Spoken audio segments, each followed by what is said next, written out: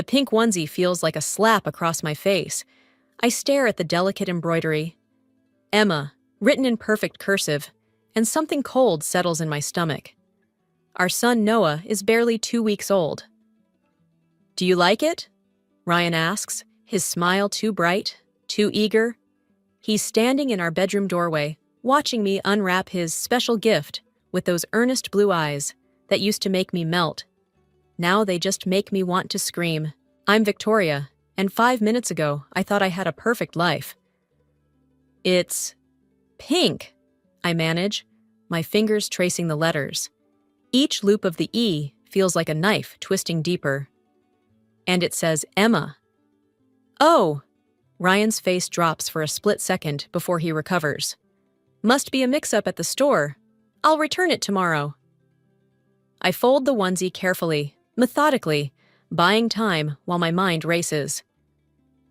"The embroidery is custom. You had to special order this." "Come on, Vic. I've been working 60-hour weeks. I probably grabbed the wrong package at the boutique." He crosses the room, reaching for the gift box. "Give it here. I'll sort it out." I pull back, clutching the onesie to my chest. "Who's Emma?" "Jesus, you're being paranoid." He laughs, but it sounds hollow. "Sleep deprivation getting to you?" From the nursery, Noah starts crying. Ryan immediately backs toward the door. "I should check on him. I just fed him. He's fine." My voice comes out steadier than I feel. "Who is Emma, Ryan?" He runs a hand through his perfectly styled hair. A tell I've learned means he's scrambling for words. "This is ridiculous. I made a mistake with a baby gift, that's all." "You don't make mistakes like this." I stand up, still holding the onesie. "You're the most detail-oriented person I know. It's why you're the top realtor at your firm. You triple-check everything. Maybe I'm slipping." He flashes that winning smile that closes million-dollar deals. "Having a newborn does that to you." "Does what? Makes you order pink clothes with another baby's name for your son?" The crying from the nursery gets louder. Ryan gestures toward the sound. "He needs us. Answer me!" "There's nothing to answer!" He snaps, facade cracking. "You're turning a simple mix-up into some kind of conspiracy theory. This isn't healthy, Vic." I walk to his closet, yanking open the drawer where he keeps his receipts. Another habit of his obsessive organization. The boutique receipt is right on top, dated 3 days ago. Custom embroidery for a pink onesie, size 003 months. "You ordered this deliberately." My voice shakes now. "Why?" He grabs the receipt from my hand, crumpling it. "Stop this. You're being hysterical." "Hysterical?" I laugh, and it sounds slightly unhinged even to my ears. "Our son is 2 weeks old, and you're buying baby clothes for someone named Emma. What am I supposed to think?" "Nothing. You're supposed to think nothing because there's nothing to think about." He's shouting now, matching Noah's wails. "This is exactly why I've been working late. You've been impossible since the baby came." The words hit like a physical blow. I step back, bumping into his dresser. A frame tips over, our wedding photo. 3 years ago, both of us beaming at the camera, so sure of our future. "How long?" I whisper. "How long what? How long have you been lying to me?" He stares at me for a long moment, jaw working. Then he turns and walks out, calling over his shoulder. "I'm going to check on my son. When you've calmed down, we can discuss your paranoid delusions." I watch him go, still clutching the pink onesie. Through the wall, I hear him cooing to Noah, his voice gentle and loving. Everything a father should be. But all I can see is that name, Emma, mocking me with its perfect stitches, unraveling everything I thought I knew about my life. I sit on the edge of our bed, smoothing the soft fabric across my lap. Somewhere in this city, there's another nursery being prepared. Another woman expecting a baby girl. And my husband knows exactly who she is. 3 days after finding the pink onesie, I'm sitting across from Linda at her kitchen table, watching her hands shake as she pours tea. The china cup rattles against its saucer, the good set she only brings out for serious conversations. "Ryan's been different lately," I say, measuring each word. "Have you noticed?" Linda's eyes dart to the window, then back to me. "Different how?" Working late. Distracted. He bought... I stop, my throat tight. He ordered baby clothes. Pink ones. With another name on them. The teacup freezes halfway to her lips. Something flickers across her face. Not surprise, I realize with a cold certainty. Recognition. Victoria, dear. She sets the cup down without drinking. Marriage isn't always easy, especially with a new baby. That's not an answer. She smooths the tablecloth, a nervous gesture I've never seen before. What exactly are you asking me? I'm asking if you know something about Ryan, about... I force the name out. Emma. The color drains from her face. I think you should talk to Ryan about this. I tried. He called me paranoid, hysterical. My laugh comes out bitter. Blamed it on postpartum hormones. Linda stands abruptly, busying herself at the sink. Men can be insensitive sometimes. When Tom and I were first married. Please don't. My voice cracks. Don't make excuses for him. Just tell me the truth. She turns, and I see tears in her eyes. What truth would help right now? What could I possibly say that wouldn't make things worse? The confirmation in her evasion hits me like a physical blow. You knew he was... I can't finish the sentence. I suspected. She whispers it like a confession. The way he talked about his new interior designer at work. How defensive he got when Tom mentioned seeing him downtown with a woman last month. My hands curl into fists under the table. Last month? When I was 8 months pregnant? I told myself I was imagining things, that Ryan would never... She breaks off, wiping her eyes. He's my son. I wanted to believe the best. And what about me? The words taste like ash. Aren't I your daughter too? 3 years of Sunday dinners and holiday traditions, and you just watched him lie to me? Victoria! The front door opens, and Tom's voice booms through the house. Linda, is that Victoria's car outside? Linda's eyes go wide with panic. Please, she whispers. Don't tell Tom. He'll never forgive Ryan. I stand up so quickly, my chair scrapes against the floor. Maybe Ryan doesn't deserve forgiveness. Tom appears in the doorway, his usual stern expression softening at the sight of me. Where's my grandson? With Ryan. My voice sounds strange to my own ears. Having father-son bonding time. Everything all right? Tom's lawyer instincts kick in, reading the tension in the room. You both look... Fine. Linda cuts in too quickly. Just discussing new mother things. You know how overwhelming it can be. I stare at her, this woman who welcomed me into her family, who held my hand through labor, who's now choosing to protect her son's lies instead of my truth. Actually, I was just leaving. Stay for dinner, Tom insists. Ryan can bring Noah over. We'll make it a family night. Family! The word echoes hollowly. What kind of family builds itself on secrets and silence? I can't! I grab my purse, needing to escape before I scream or cry or both. Noah has a doctor's appointment. On a Sunday. Tom's eyebrows furrow. I meant tomorrow. I need to prepare. I'm already moving toward the door. Thank you for the tea, Linda. She calls after me. Victoria, wait! But I'm already gone, practically running to my car. Inside, I grip the steering wheel until my knuckles turn white, trying to steady my breathing. My phone buzzes. A text from Ryan. Where are you? Noah's fussy. I stare at the message, remembering all the times he texted me from work these past months. Was he with her then? Planning for their baby while I carried his son? Another text appears. Mom says you were just there. Everything okay? I switch off my phone and start the car. Linda chose her side. Now I need to choose mine. And Ryan's about to learn that calling his wife paranoid was the biggest mistake of his life. Ryan's phone lies heavy in my palm at 3 a.m. He's in the shower, his third night shower this week, always after those late client meetings.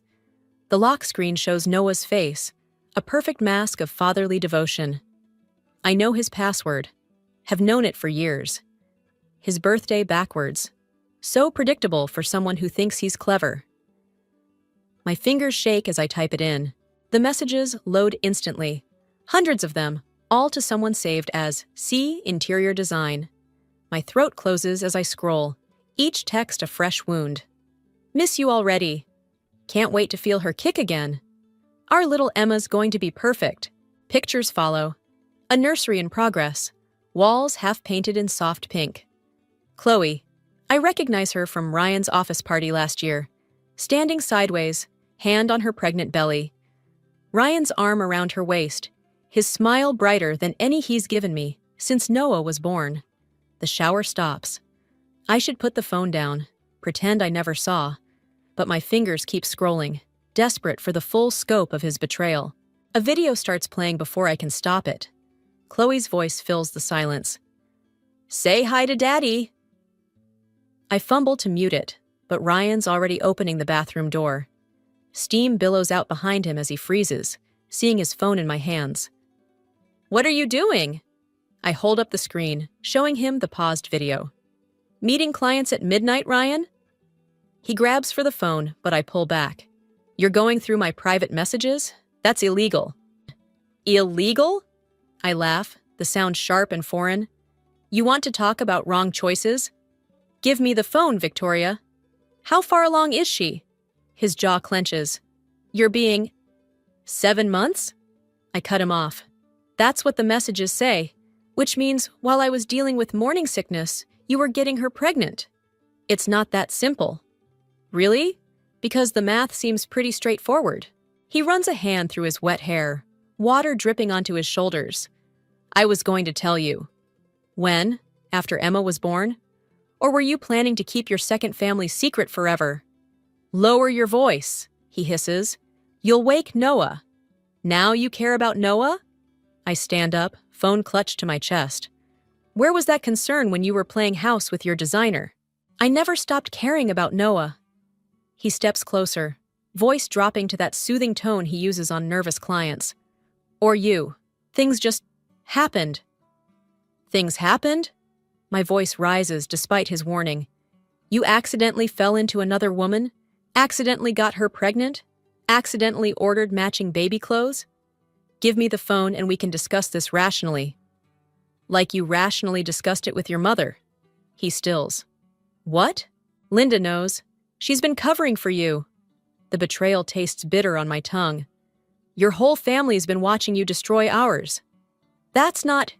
He lunges suddenly, grabbing for the phone. I stumble backward, hitting the dresser. The wedding photo crashes to the floor, glass shattering. Noah's cry pierces the air. Now look what you did!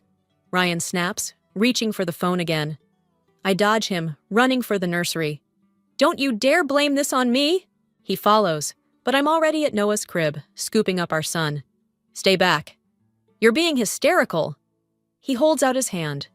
Give me the phone, take care of Noah, and we can talk about this tomorrow when you're calmer. Calmer? I clutch Noah closer as he whimpers. You have another baby on the way, and you want me to be calm. It was a mistake. Which part? Getting her pregnant or getting caught? His face hardens. You really want to do this now? Fine. Yes, Chloe's pregnant. Yes, it's mine. I didn't plan it, but I'm not walking away from my daughter. The casual cruelty of his honesty stuns me silent. I still love you, he continues, softer now. We can work through this, for Noah's sake. I look down at our son, his tiny face scrunched in confusion at the tension around him. Then at Ryan's phone, still displaying evidence of his other life, his other child. You're right, I say finally. We should discuss this tomorrow. Relief floods his face as I hold out the phone, but as his fingers close around it, I meet his eyes.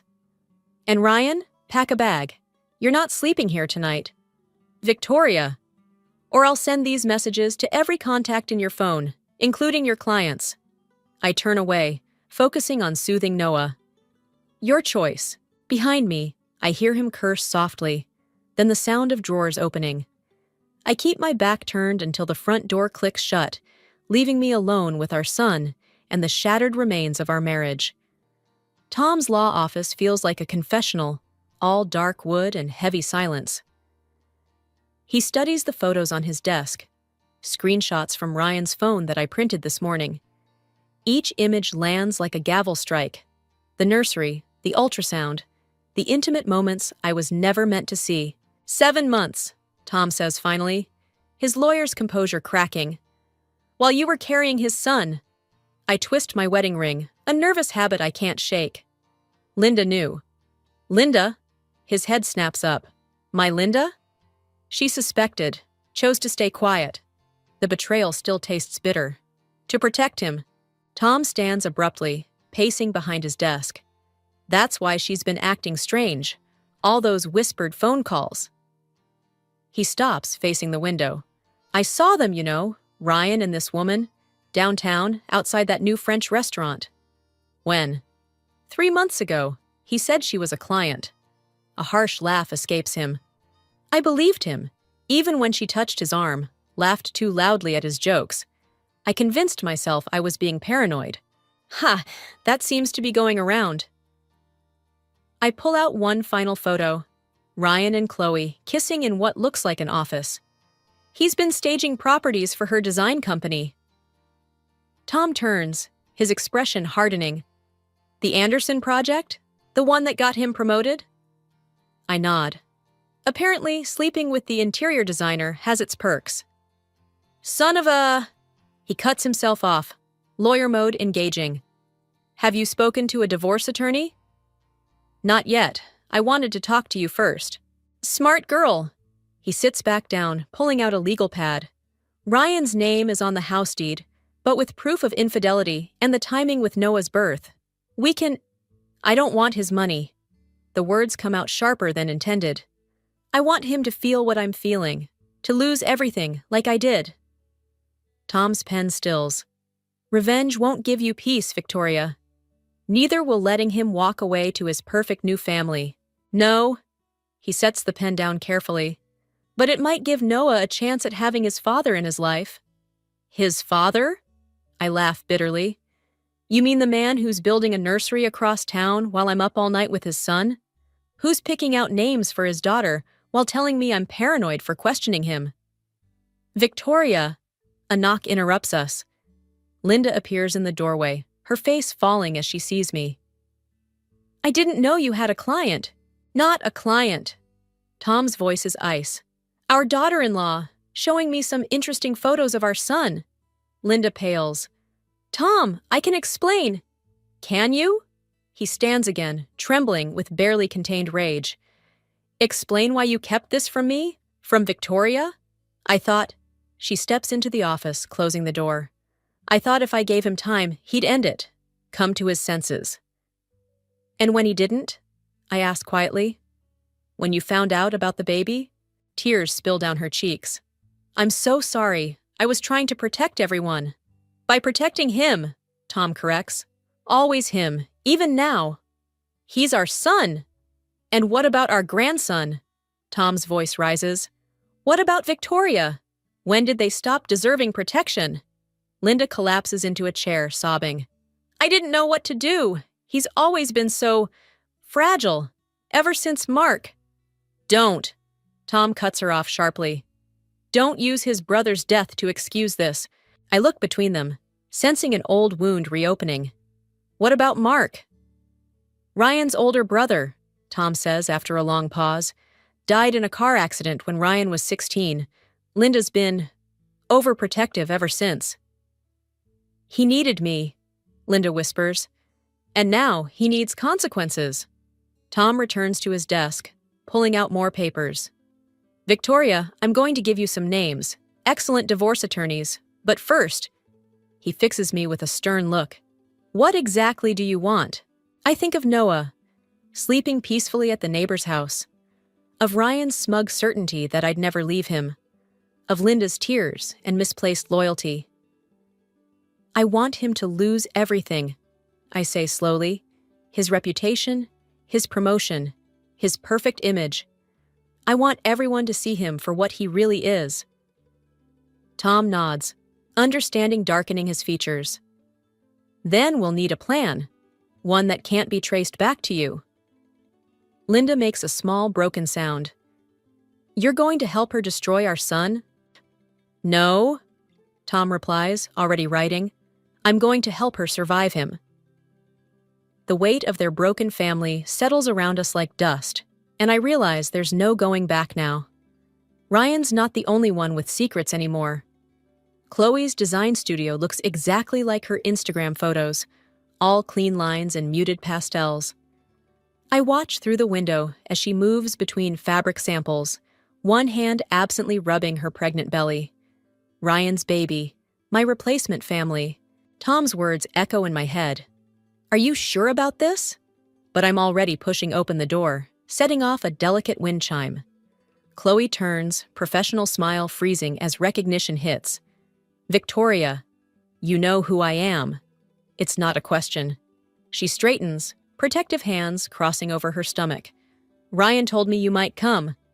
Did he tell you about Noah too? Or did that detail slip his mind? Color drains from her face. I don't want any trouble. Funny, neither did I. I move closer, studying the ultrasound photo pinned to her mood board. Emma's a beautiful name. Please leave. Her voice shakes. I'll call security. Go ahead. I'm sure they'd love to hear how you and Ryan secured the Anderson contract. Those late-night design meetings must have been very productive. She sinks into a chair, defeat replacing fear. You don't understand. Try me, he said. She swallows hard. He said you were separated, that you'd agreed to divorce months ago, but wanted to wait until after the baby, after Noah was born. I laugh, sharp and hollow. And you believed him? He showed me papers, said you'd signed them. What papers? She reaches for her phone, hands trembling as she pulls up photos. Divorce papers, dated 6 months ago, with what looks like my signature at the bottom. My stomach lurches. That's forged. What? I never signed anything. I grab her phone, zooming in. He copied my signature from our mortgage documents. Chloe makes a small, broken sound. No, he wouldn't.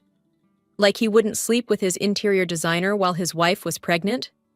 Like he wouldn't build a nursery across town for his second child? Stop!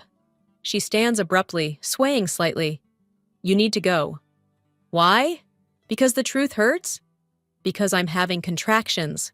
The words hit like a slap. I look closer. Her face is pale, beaded with sweat. You're only 7 months. 7.5. She grips the desk. And this isn't the first time. Doctor said stress could trigger early labor. Something shifts in my chest. Not quite sympathy, but recognition.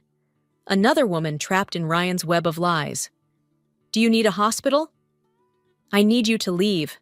Tears streak her makeup. Please, I can't.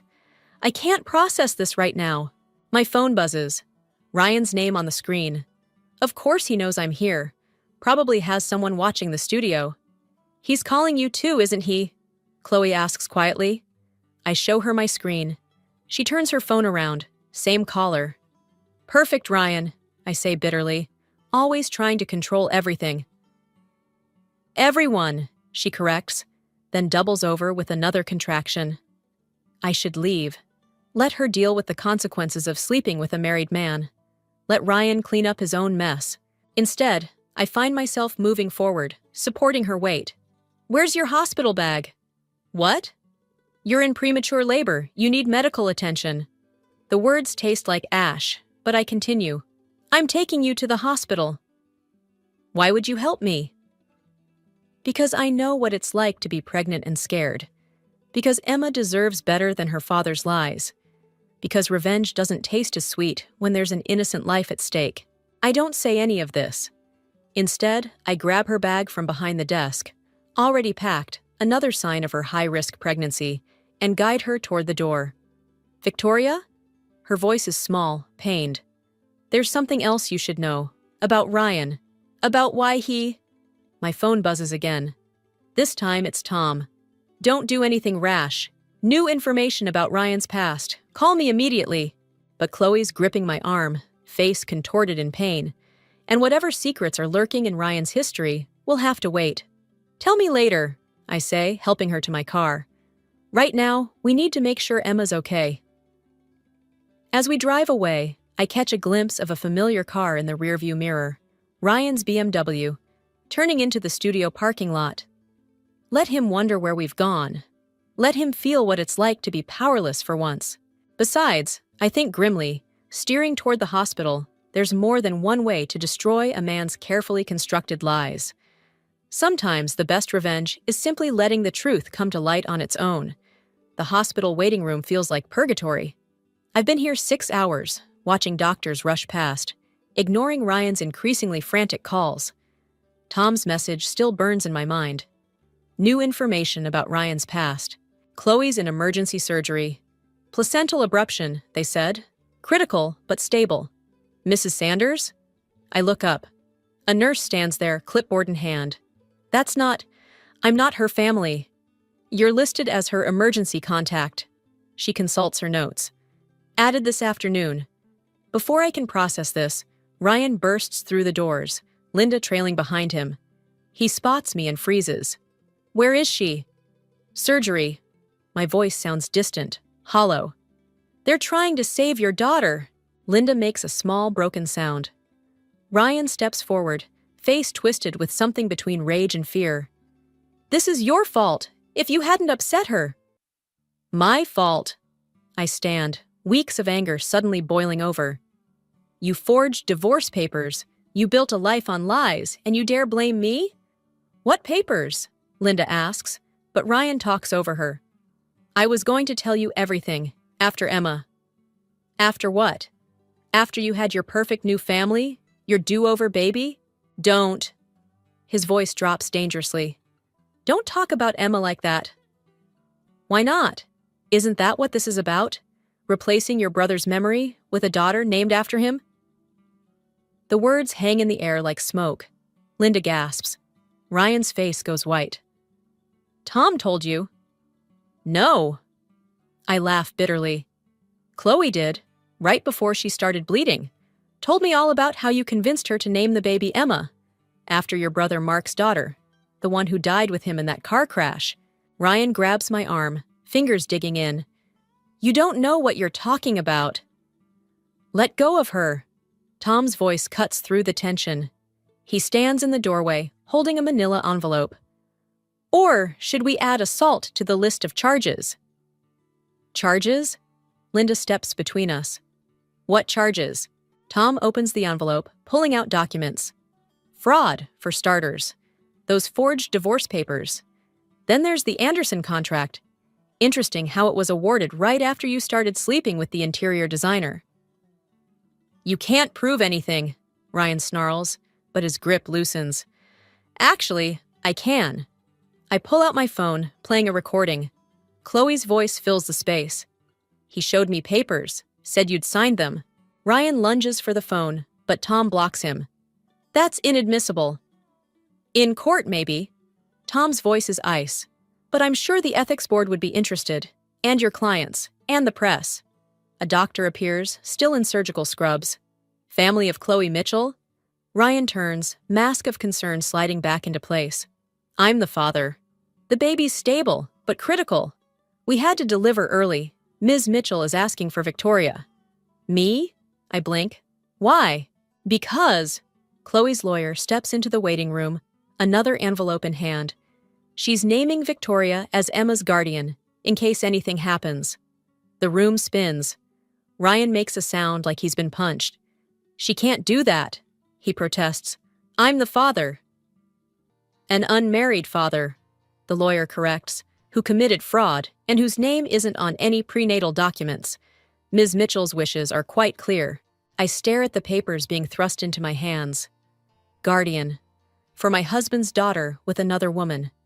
The revenge I wanted now feels like ashes in my mouth. Victoria, Ryan's voice breaks. Please, she's my daughter. My chance to make things right. Right? I turn to him, seeing him clearly for the first time. Not a monster, just a broken man trying to rebuild his life with lies. You can't replace what you lost, Ryan. Not with Emma, not with Noah, not with any number of perfect families. The doctor clears his throat. Ms. Mitchell is waiting. I look at the papers in my hands, then at Linda's tears, Tom's grim determination, Ryan's desperation. 3 weeks ago, I had a perfect life. Now I'm standing in a hospital, holding guardianship papers for my husband's premature daughter, while my newborn son sleeps at home with a neighbor. "Take me to Chloe," I say finally.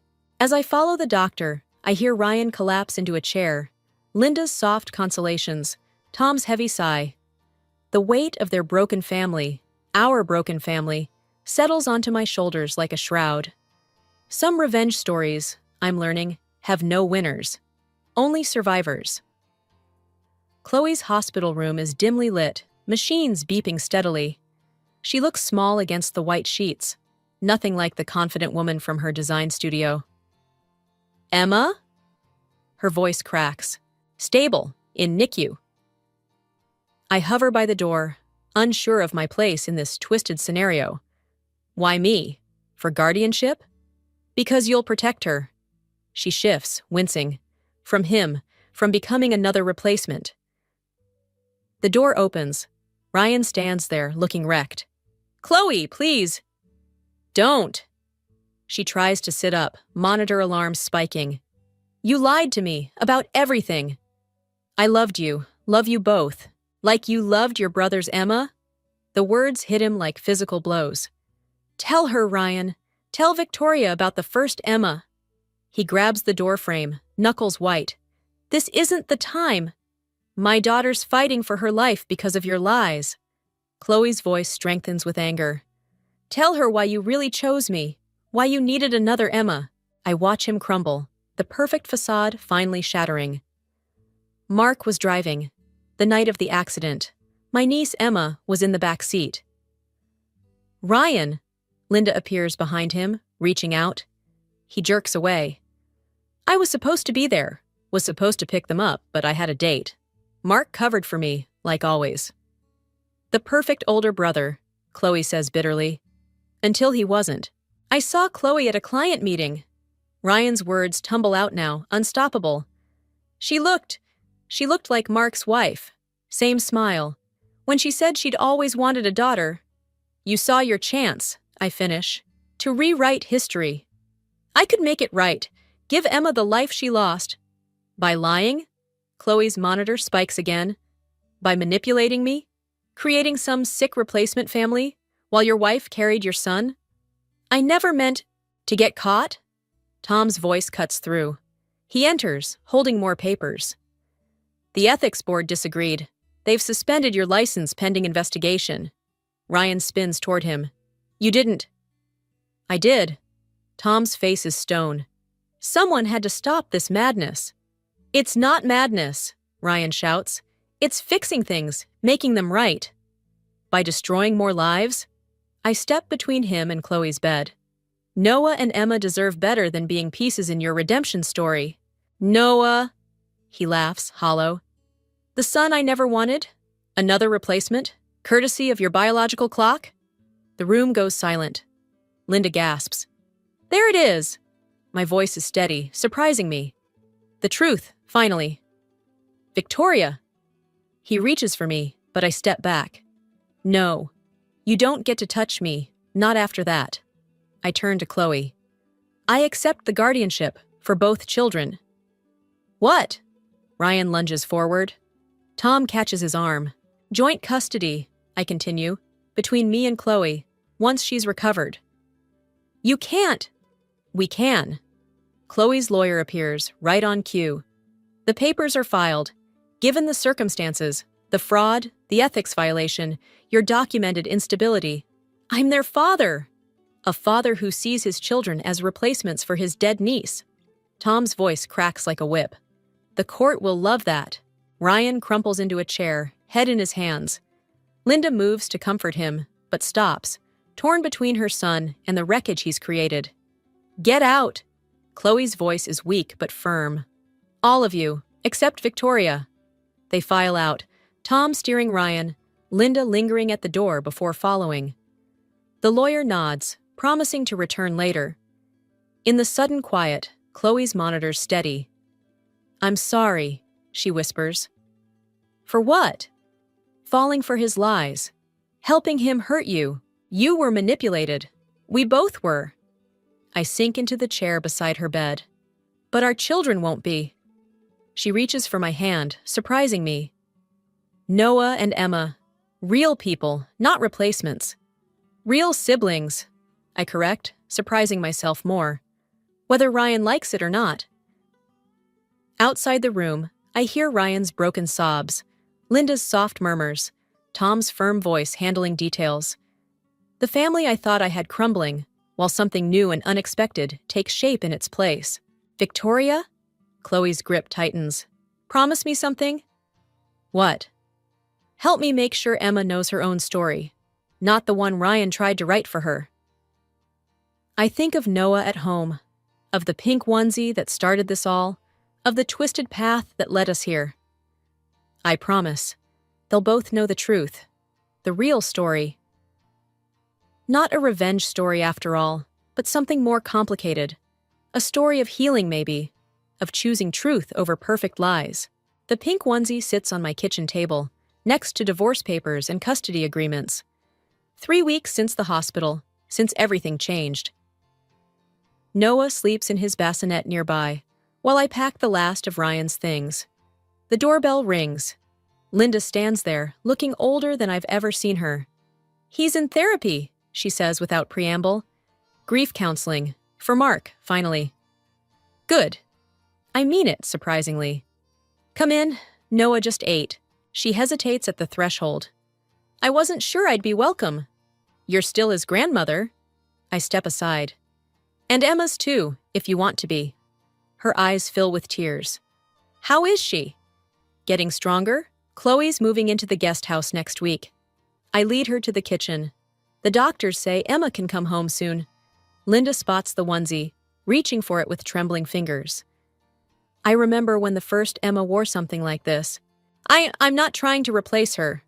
The words come out sharper than intended. Neither of them are replacements. I know. She sets the onesie down carefully. That's why I trust you with them both. The front door opens. Tom, carrying moving boxes. He pauses, seeing Linda, then continues to Ryan's office. We listen to him work in silence. I found this. Linda pulls out an old photo. Mark and Ryan at the lake house. Before everything. 2 brothers grin at the camera, arms around each other. Ryan looks young, unburdened, happy. He was different then, Linda whispers. After the accident, he just stopped dealing with it, started trying to fix everything instead. By controlling it. Yes. She touches the photo gently. I enabled him. Thought if I just loved him enough, protected him enough. You can't fix someone by hiding their broken pieces. Tom returns, carrying Ryan's awards from the real estate firm. Where should these go? Storage, I decide, in case Noah or Emma want them someday. He nods, understanding what I'm not saying. Their father's legacy, complicated, painful, but still theirs to know. My phone buzzes. Chloe, sending a NICU photo. Emma's tiny hand wrapped around her finger. I show Linda, watching her face soften. She looks strong, Linda says, like her mother. Both her mothers, Tom corrects quietly. The doorbell rings again. This time it's Ryan, here for his boxes. He looks thinner, shadows under his eyes. I'll get the rest, Tom says, steering Linda toward the nursery, giving us space. Ryan spots the onesie, flinching. You kept it. For Emma, the real Emma. I fold it carefully. Not the one you imagined. He nods, throat working. The therapist says I've been chasing ghosts, trying to rewrite endings. And now I'm trying to learn how to live with the real story. He picks up a box, pausing. Will you tell them about Mark someday? The good parts? Yes, when they're old enough to understand. That their father's broken? That everyone is, in different ways. I meet his eyes. It's what we do with our broken pieces that matters. He starts to reach for Noah's bassinet, then stops himself. I'd like to see them sometimes, when I'm better. We'll talk about it, with the lawyers and therapists. He accepts this with a nod, gathering his things. At the door, he turns back. I did love you, Victoria, just not enough to be honest. Not enough to face the truth. He shifts the box. Take care of them? Always. After he leaves, I return to the kitchen. Linda and Tom are back, watching Noah sleep. The pink onesie lies between us, no longer a symbol of betrayal, but something else. A bridge, maybe, between past and future. We should go, Linda says reluctantly. Unless you need help. Actually, I pick up Noah, making a decision. Would you like to come to the hospital? Emma's having a good day. Chloe said we could visit. Linda's face lights up. Tom squeezes her hand. As we leave, I grab the onesie. Not for the ghost of a little girl lost years ago, but for the real Emma fighting to come home. For the complicated, imperfect family we're becoming. Sometimes revenge isn't about destroying someone's perfect lies. Sometimes it's about building something true from the wreckage they leave behind.